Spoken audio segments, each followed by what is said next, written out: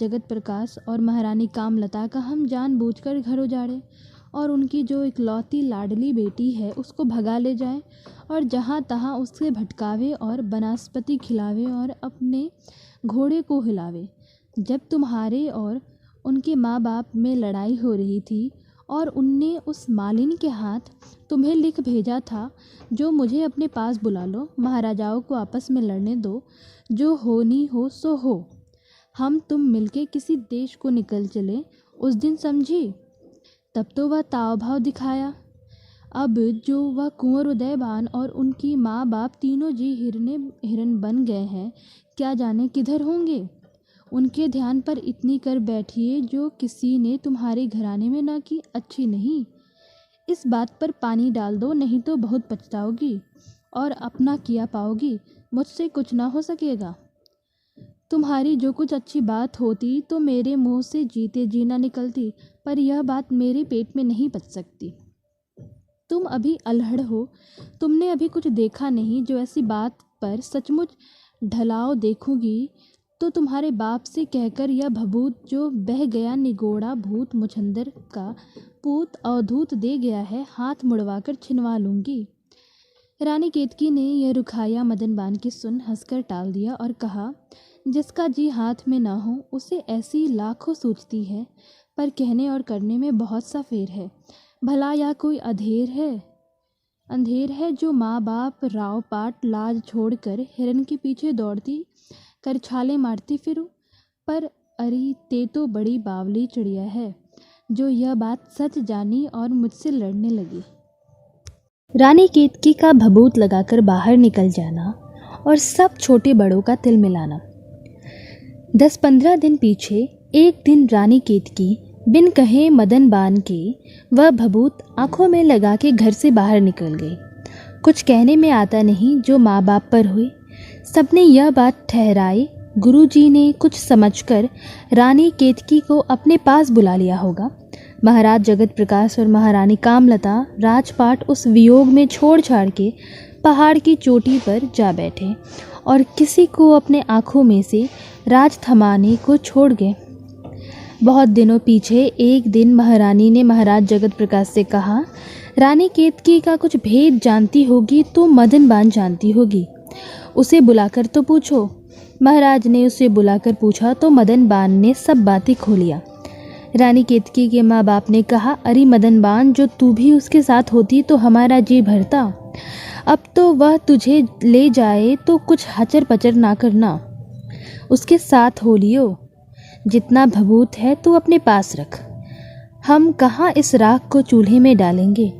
गुरुजी ने तो दोनों राज का खोज खोया। कुंवर उदयभान और उसके माँ बाप दोनों अलग हो रहे।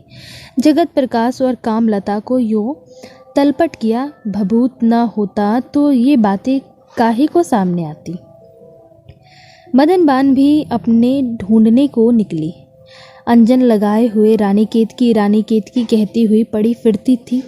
बहुत दिनों पीछे कहीं रानी केतकी भी हिरणों की डारों में उदयभान चिंघाड़ती हुई आ निकली, जो एक न एक तो ताड़ कर यूँ पुकारा, अपनी अपनी आंखें धो डालो। एक एक डेरे पर बैठकर दोनों की मुठभेड़ हुई।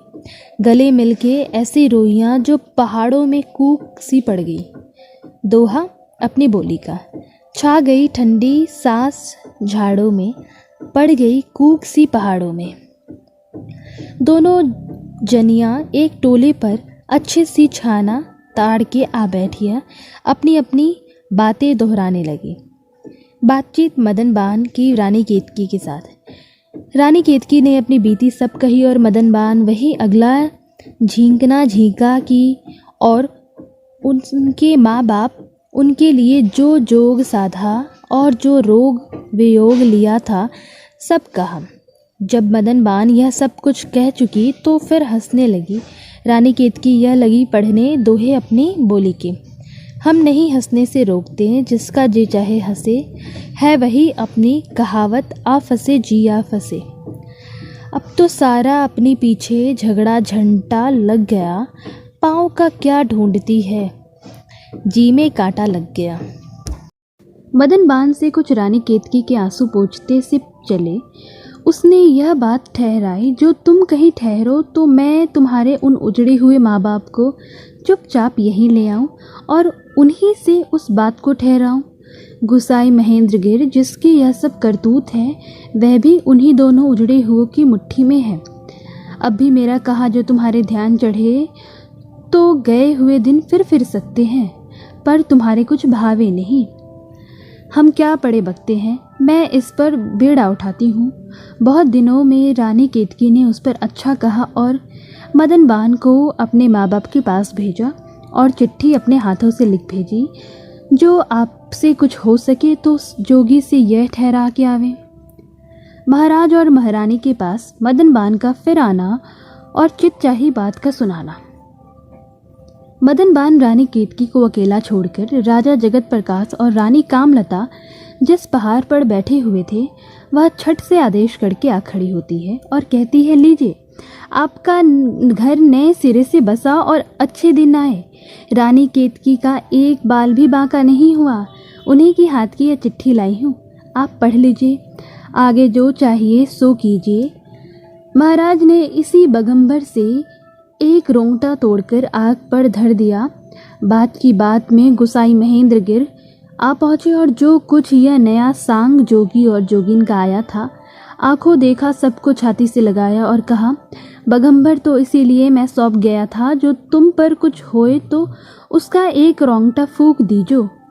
तुम्हारे घर की यह गत हो गई। अब तक तुम क्या कर रहे थे और किन नींदों में सोते थे?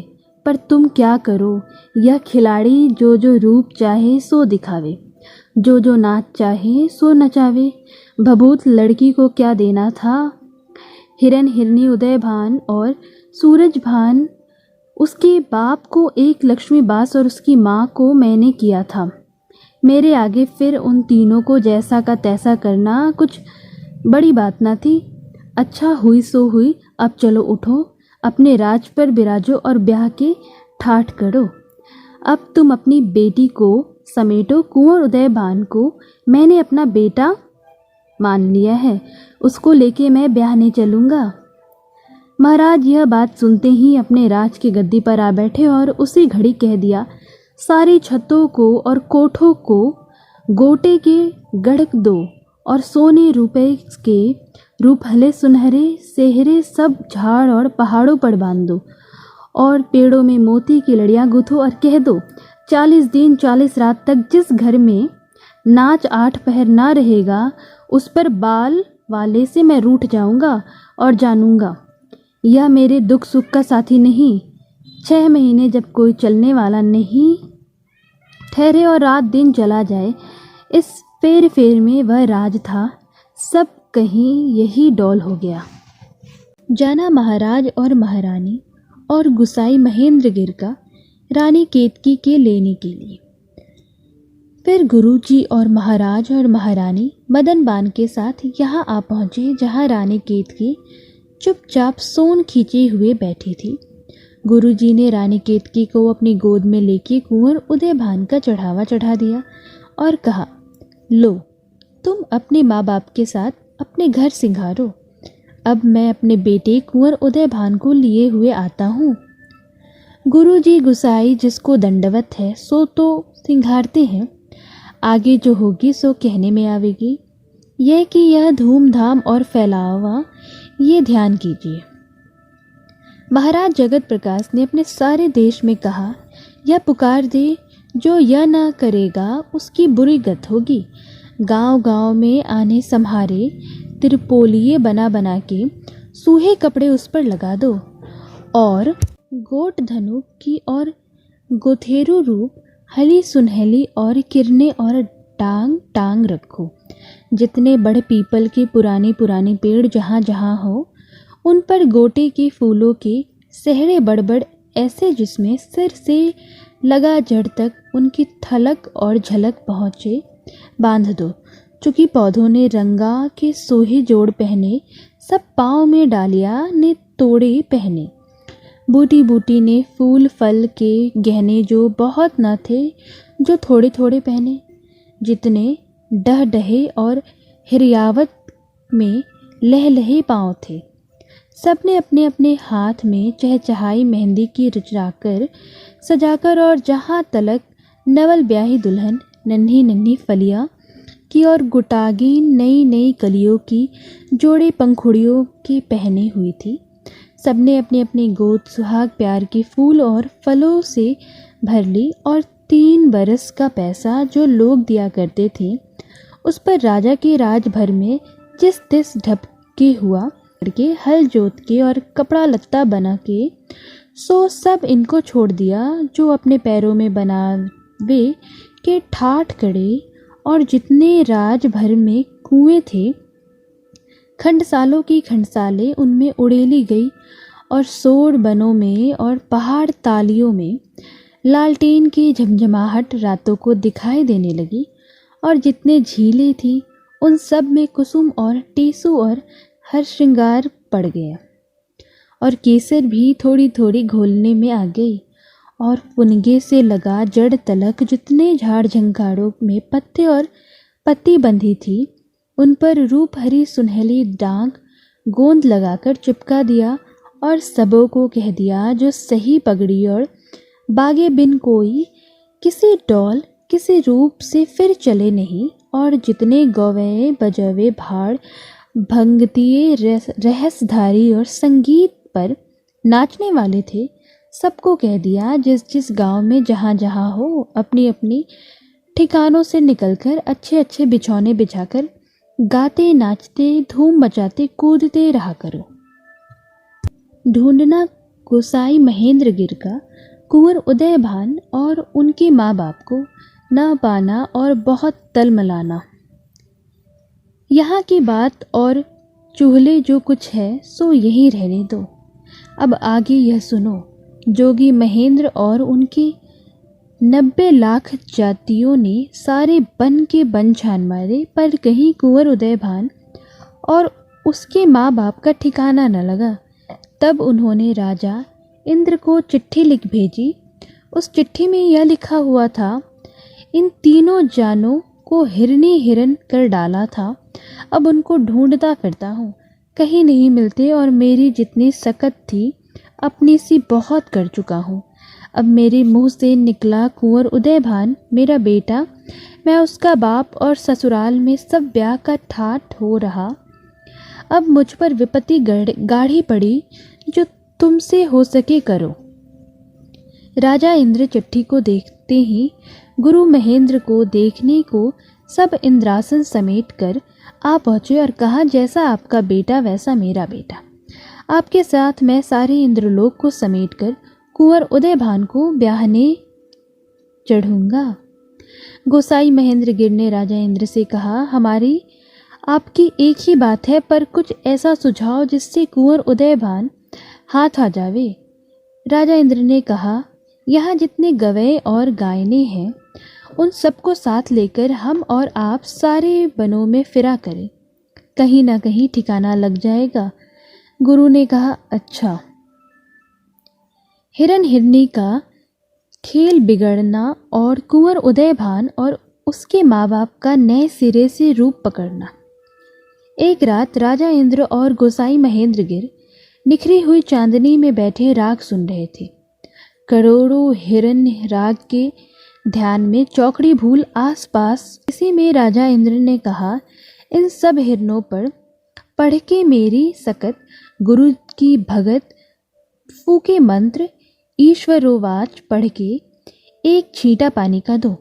क्या जाने वह पानी कैसा था। छींटा के साथ ही कुंवर उदय भान और उनके माँ बाप तीनों जने हिरन का रूप छोड़कर जैसे थे वैसे हो गए। गोसाई महेंद्र गिर और राजा इंद्र ने उन तीनों को गले लगाया और बड़ी आओ भगत से अपने पास बैठाया, और वही पानी घड़ा अपने लोगों को देकर वहां भिजवाया जहां सिर मुंडवाते ही ओले पड़े थे।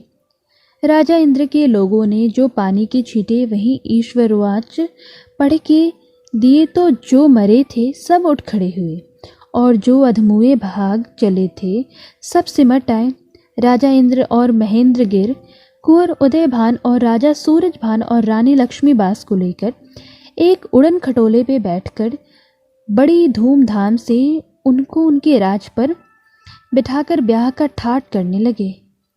पसेरियन, हीरे मोती उन सब पर से निछावर हुआ।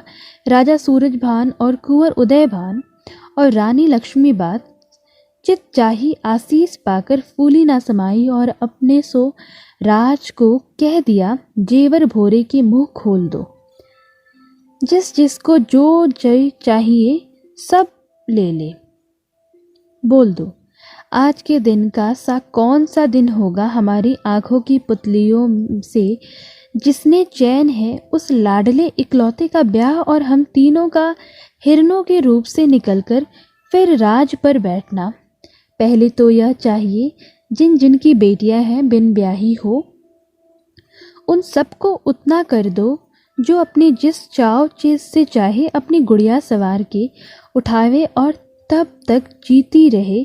सब के सब हमारे यहाँ से खाया पकाया रींघा करे और सब राज भर की बेटियां सदा सुहागने बनी रहे और सूहे रातें छूट कभी कोई कुछ ना पहना करे और सोने रूपे के केवाड़ गंगा जमुनी सब घरों में लग जाए और सब कोठों के माथे पर केसर और चंदन के टीके लगे हों और जितने पहाड़ हमारे देश में हो उतने ही पहाड़ सोने रूपे में आमने सामने खड़े हो जाए और सब डागों की चोटियां मोतियों की मांग तांगे भर जाए और फूलों के गहने और बंधनवार से सब झाड़ पहाड़ लदे फदे रहे और इस राज से लगा उस राज तक अधड़ में छत से बांध दो और चप्पा चप्पा कहीं ऐसा न रहे जहाँ भीड़ भड़क्का धूम धड़क्का न हो जाए।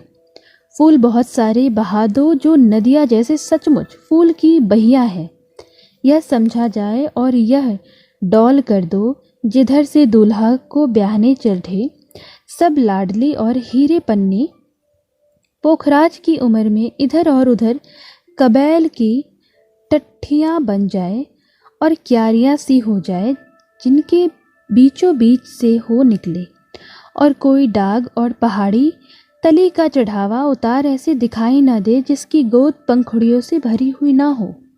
राजा इंद्र का कुंवर उदयभान के ब्याह का ठाट करना।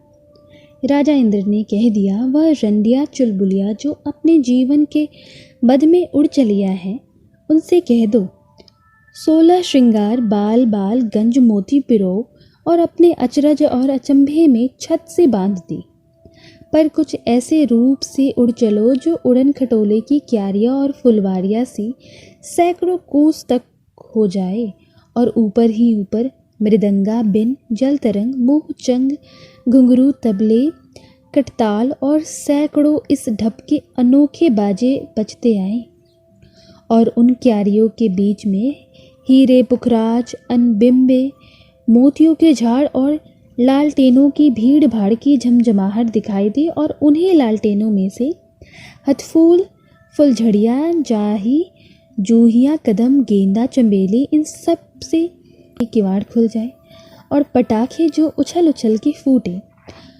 उनमें से हंसते सितारे और बोलते पखरूटे ढुल ढुल पड़े और जब तुम सबको हंसी आवे तो चाहिए उस हंसी से मोतिया की लड़ियाँ झड़े जो सब के सब उनको चुन चुन के राजे हो जावे। डोमिनियों के रूप में सारंगियाँ छेड़ सोहले गाओ दोनों हाथ हिलाओ उंगलियां नचाओ जो किसी ने ना सुने हो वह तान भाव आओ जाओ राव चाव दिखाओ ठुड्डिया कपकपाओ और नाक भवे तान तान भाव बताओ कोई फुटकर रह ना जाओ ऐसे जमाओ लाखों बरस में होता है। जो राजा इंद्र ने अपने मुंह से निकाला था आँख की झपक के साथ ही होने लगा और जो कुछ उन दोनों महाराजाओं ने इधर उधर कह दिया था सब कुछ उसी रूप में ठीक ठाक हो गया जिस ब्याह ने की यह कुछ फुलावट और जमावट और रचावट ऊपर तले इस जमघट के साथ होगी उसका और कुछ फैलाव कैसा कुछ होगा वह ध्यान कर लो। ठाट करना गुसाई महेंद्र गिर का। जब कुंवर उदयभान को इस रूप में ब्याहने चढ़े और वह बामन जो अंधेरी कोठरी में मूंदा हुआ था उसको भी साथ ले लिया और बहुत से हाथ जोड़े और कहा, ब्राह्मण देवता, हमारे कहे सुने पर ना जाओ। तुम्हारी जो रीत होती चली आई है बताओ चलो। एक उड़न खटोले पर वह भी रीत बताने को साथ हुआ। राजा इंद्र और गुसाई महेंद्र गिर एरावत हाथी पर झूमते झामते देखते भालते साड़ा अखाड़ा लिए चले जाते थे। राजा सूरजभान दुल्हा के घोड़े के साथ माला जपता हुआ पैदल था। इतने में एक सन्नाटा हुआ, सब घबरा गए। जोगी ने 90 लाख आतीत थे, सबके सब जोगी बने हुए सैली तागी बगंबरों पर आधर के लोगों के जीवन में जितने उमंगे छा रही थी वह चौगुनी पचगुनी हो गई। सुखपाल और चंडोलों और रथों पर जितनी रानियां महारानियां लक्ष्मी बस के पीछे चली आतियां थी, सबको गुदगुदिया सी होने लगी। इसमें कहीं भरतरी का सांग आया, कहीं जोगी जयपाल का खड़े हुए, कहीं महादेव और पार्वती दिखाई पड़े, कहीं गोरख जागे, कहीं मुछंदर नाथ भागे, कहीं मच्छ कच्छा बराह सन्मुख हुए, कहीं परशुराम, कहीं 52 रूप, कहीं हरिनाक्य और नरसिंह, कहीं राम लक्ष्मण और सीता सम्हरे आए, कहीं रावण और लंका का बखेड़ा सारे का सारा दिखाई देने लगा, कहीं कन्हैया जी का जन्माष्टमी के होना और वासुदेव का गोकुल को ले जाना, उसका उस रूप से बढ़ चलना और गाय चराई और मुरली बजाई और गोपियों से घूमे मचाई और राधिका का रास और कुब्जा का बस कर लेना और उस कन्हैये से जो कुछ हुआ था सबका सब ज्यों का त्यों आँखों में आना और दरबार का जाना और यहाँ सोने के घर बनाना और फिर बिरीज कोन आना और 1600 गोपियों का तिल मिलाना सम्हरे आ गया। उन गोपियों में से उद्धव का हाथ पकड़ के एक गोपी ने इस कहने ने सबको रुला दिया जो इस ढप से बोल के रुंधे हुए जी की खोलती थी। गीत। जब छार करीले के कुंजन को हर दरबार का ज्यूमा जाए छे, कल धूत के धाम बनाए गहने महाराजन के महाराज भय। तुम मोर मुकुट और कामरिया कुछ और ही नाते जोर लिए, धरे रूप नए किए निया, नए और गैया चराव्यो भूल गए। अच्छापन घाटों का कोई क्या कह सके। जितने घाटे दोनों राज की नदियाँ में थी, पक्की चांदी में थक्के से होकर लोगों को हक्का बक्का कर रहे थे। निवाड़ मौलिक, बजरे लचके, मोरपंखी, सोना मुखी, श्याम सुंदर, राम सुंदर और जितनी ढपकी नावें थी, सुथरे रूप में सजी सजाई, कसी कसाई 100 लचके खातिया आतिया जातिया लहरातिया पड़ी फिरतियाँ थी। उन सब पर गई गवैयों, कंचनियों, रामजनियों और डोमिनियाँ खचाखच भड़ी अपने अपने कर्तव्य में नाचती गाती बजाती कूदती फांदती धूमें मचाती, अंगड़ातियाँ जमहातियाँ उंगतियाँ नचातियाँ उछलती पड़तियाँ थी। और कोई नाव ऐसी न थी जो सोने रुपये में के पत्रों से मंडी हुई और आसावड़ी में ढपी हुई ना हो। और बहुत सी नावों पर हिंडोले भी उसी ढब से उन पर गायने बैठी झूलती हुई सोहले केदारे और बेगेसरी कन्हड़ से गा रही थी। दिन बादल से निवाड़ों ऐसे जब झीले में भी छा रहे थे। आ पहुँचना कुंवर उदयभान का ब्याह के ठाट के साथ दुल्हन की ड्योरी पर। इस धूमधाम के साथ कुंवर उदयभान सेहरा बांधी दुल्हन के घर तक आ पहुंचा और जो रीतें उनके घराने में चली आई थी होने लगिया। मदनबान रानी केतकी से ठठोली करने लगी, लीजिए अब समेटिए भर भर झोली, सिर नहुराए क्या बैठी हो, आओ ना टूक हम तुम मिलके झड़ोखे से उन्हें झांकी। रानी केतकी ने कहा, नरी ऐसी नीच बातें ना कर, हमें ऐसी क्या पड़ी जो इस घड़ी ऐसी झेल कर रेल पेल ऐसी उठे और तेल भुलेल भरी हुई उनके झांकने को जा खड़ी हो। मदनबान उनकी इस रुखाई को उड़ानधाई की बातों में डालकर बोली, बोलचाल मदनबान की अपनी बोली के दोहे में। यूँ तो देखो, वाह छड़े जी वाह, छड़े जी वाह, हमसे जो आने लगी है आप यूँ मोहरे करे, छान मारे बन के बन थे आपने, जिनके लिए वह हिरन जोबन के मद में है बने दूल्हा खड़े। तुम ना जाओ देखने को जो उन्हें क्या बात है, ले चलेंगी हम आपको, हम हैं इसी धुन पर अड़े। है कहावत जी को भावे और यूँ मुड़िया हिले, झांकने के ध्यान में उनके है सब छोटे बड़े। सांस ठंडी भड़के रानी केतकी बोली कि सच, सब तो अच्छा कुछ हुआ पर अब बखेड़ा में पड़े। वारी फेरी होना मदनबान का रानी केतकी पर और उसकी बात सूंघना और उनींदेपन से ऊँघना। उस घड़ी कुछ मदनबान को रानी केतकी का झांझे का जोड़ा और भीना भीना पर और अखड़ियों का लजाना और बिखरा बिखरा जाना भला लग गया, तो रानी केतकी की बात सूंघने लगी और अपनी आँखों को ऐसा कर लिया जैसे कोई ऊँघने लगता है। सिर से लगा पाँव तक वारी फेरी होके तलवे सुहलाने लगी। तब रानी केतकी झट एक धीमी सी सिसकी लचके के साथ ले उठी। मदनबान बोली, मेरे हाथ से टहोटों से वही पाँव का छाला दुख गया होगा जो हिरनों की ढूंढ। वही दुख की चुटकी ने रानी केतकी ने महसूस कर कहा, कांटा अड़ा तो अड़ा, छाला पड़ा तो पड़ा, पर निगोड़ी तू क्यों मेरी पंछाला हुई। सराहना रानी केतकी के जोबन का। रानी केतकी का भला लगना लिखने पढ़ने से बाहर है। वह दोनों भावों को खिंचावट और पुतलियों में लाज की समावट और नुकीली पलकों की रुंघावट, हंसी की लगावट और दंतड़ियों में मिस्सी की उदाहट और इतनी सी बात पर रुकावट है। नाक और त्योड़ी का चढ़ा लेना, सहेलियों को गाली देना और चल निकलना और हिरनों के रूप में करछाले मारकर पड़े उछलना कुछ कहने में नहीं आता। सराहना कुंवर जी के जोबन का। कुंवर उदयभान के अच्छेपन का कुछ हाल लिखना किससे हो सके।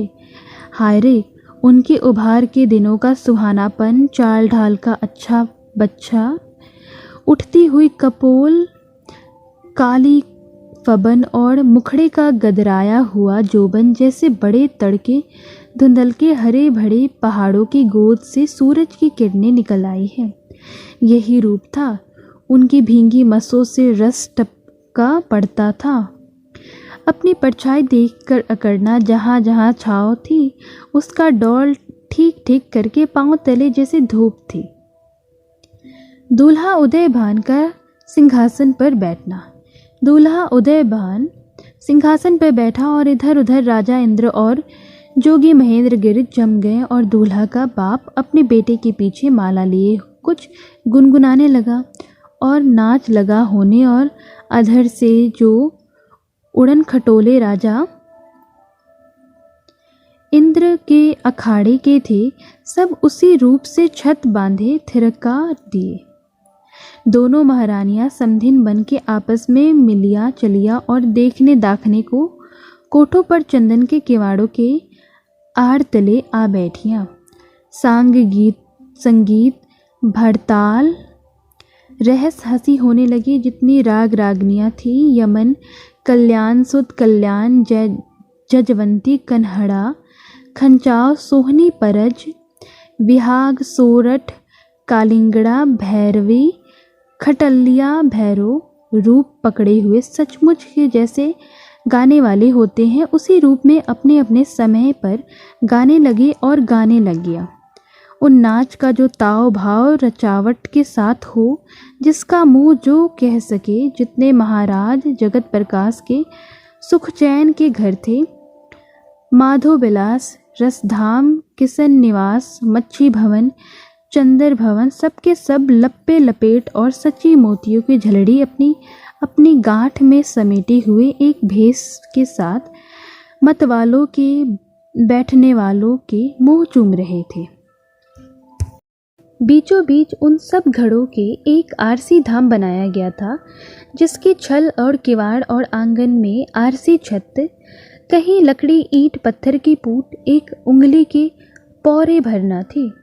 चांदनी का जोड़ पहने हुए 14वीं रात जब घड़ी 6 रात रह गई थी, तब रानी केतकी सी दुल्हन को उसी आरसी भवन में बिठाकर दूल्हा को बुला भेजा। कुंवर उदयभान कन्हैया बना हुआ, सिर पर मुकुट धरे, सेहरा बांधे, उसी तड़ावे और जमघट के साथ चांद सा मुखड़ा लिए जा पहुंचा, जिस जिस ढप से ब्राह्मण और पंडित कहते गए और जो जो महाराजाओं में रीतें होती आती चलिया थी, उसी डौल से, उसी रूप से भंवरी गठजोड़ सब कुछ हो लिया। दोहे अपनी बोली के। जब कुंवर उदयभान और रानी केतकी दोनों मिले, आस के फूल कुमलाए हुए थे, फिर खिले, चैन होता ही न था। जिस एक को उस एक बिन रहने सहने को लगे आपस में अपने रात दिन, एक खिलाड़ी यह बहुत था, कुछ नहीं थोड़ा हुआ आन कर आपस में जो दोनों का गठजोड़ हुआ। चाह के डूबे हुए ए मेरे दाना सब तीरे दिन फिरे, जैसे उन्हों के वैसे सबके दिन फिरे। वह उड़न खटोले वालियाँ जो अधर के छत बांधे हुए थिरक रही थी, भर भर झोलियाँ और मिठाइयाँ हीरे और मोतियों के निछावर करने लगी, उतर आइयाँ और उड़न खटोले ज्यों के त्यों अधर के छत बांधे हुए खड़े रहे। दूल्हा दुल्हन पर से 7 बारी फेरे होने की पिस पिस गईयाँ और उन सभी को एक चक्की सी लग गई। राजा इंद्र ने दुल्हन की मुँह दिखाई में एक हीरे का एक डाल, छपरखट और एक पेड़ी पुखराज की दी और एक पारजात का पौधा, जिससे जो फल मांगिया सो ही मिले, दुल्हन के समहने लगा दिया।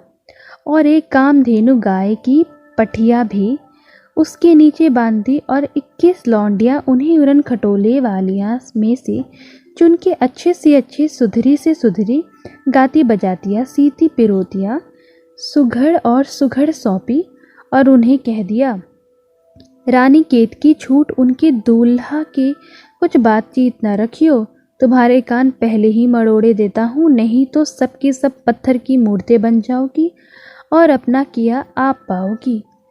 और गोसाई महेंद्रगिरी जी ने 52 तोले पाव रत्ती जिसे कहते हैं और सुनते हैं, उसके 21 मटके आगे रखे और कहा, यह भी एक खेल है, जब चाहिए तो बहुत सा तांबा गला के एक इतनी सी छुटकी छोड़ दी जाएगी, चंद कंचन हो जाएगी। और जोगी जी के ने यह सभी से कह दिया, जो लोग उसके ब्याह में जाए हैं, उनके घरों में 40 दिन रात सोने की टिड्डियाँ के रूप में खून बरसे और जब तक जिए किसी बात को फिर ना तरसे। 9,99 गाय सोने रुपए की सिंगोटियों की उड़ाऊं, गहना पहने हुए घुंघरू झंझानातियाँ ब्राह्मणों को दान हुई और 7 बरस का पैसा सारे राज को छोड़ दिया गया। 22 से हाथी और 36 से ऊंट रूपों में तोले लदे हुए लुटा दिए। कोई इस भीड़ भाड़ में दोनों राज का रहने वाला ऐसा न रहा जिसको घोड़ा जोड़ा रूपा का तोड़ा सोने की जड़ाऊ कड़े की जोड़ी ना मिले हो। दूल्हा दुल्हन के पास किसी का मजाक न था, जो बिन बुलाए चले जाए, बिन बुलाए दौड़े आगे तो वही आवे और हंसाए तो वही हंसाए।